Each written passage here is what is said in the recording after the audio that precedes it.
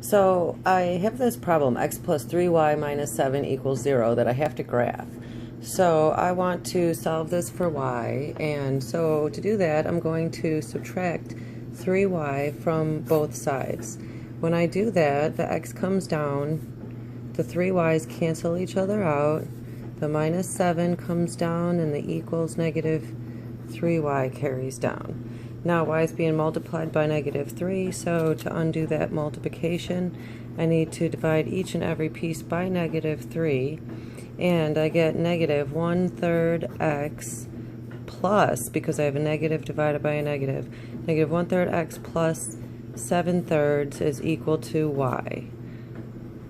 So this is what I need to put into my calculator to get a picture of that. So I'm going to pull out my TI-84. My kitty just jumped on the table. Hello. Turn it on. And I'm going to press the y equals button. And lucky for me, I have already cleared this out. So as I scroll through this list, I verify that there is nothing already stored in this calculator. Also, check to make sure that the plot 1, 2, and 3 at the top of the screen are not highlighted, or you may get an error message when trying to graph.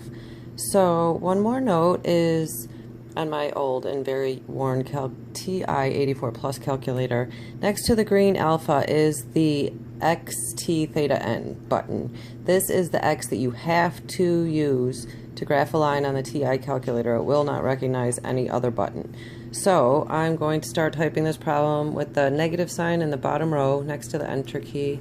1 divided by 3, x next to the green alpha, plus 7 divided by 3.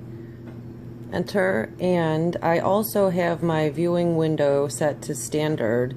If you're not sure, you can always check that by pressing the window button, and the standard viewing window is from negative 10 to 10 on both axes, as reflected here with the x min and max negative 10 to 10 and the y min and max of negative 10 and 10.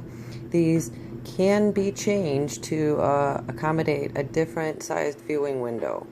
Or if you want to go to this standard viewing window from one that's not already, say I was at negative 100 to 100 on the X min and max, that would look a lot different than the standard viewing window.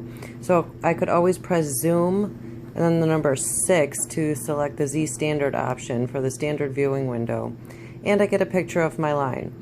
If I needed to graph this on some kind of homework website, I would need to define 2 integer points, because the y-intercept of this line, sorry, let me move things around a little bit.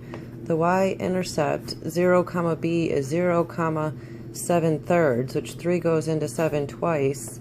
That's 0, 2, and 1/3.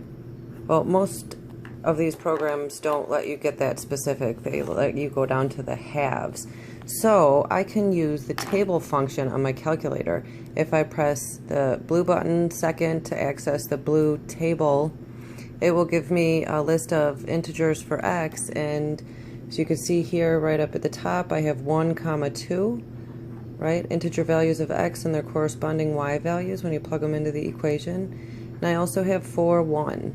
So 1, 2, and 4, 1 are 2 points on the line defined by either this equation here or the original equation that I was given, which is not in slope-intercept, but what some books call general form.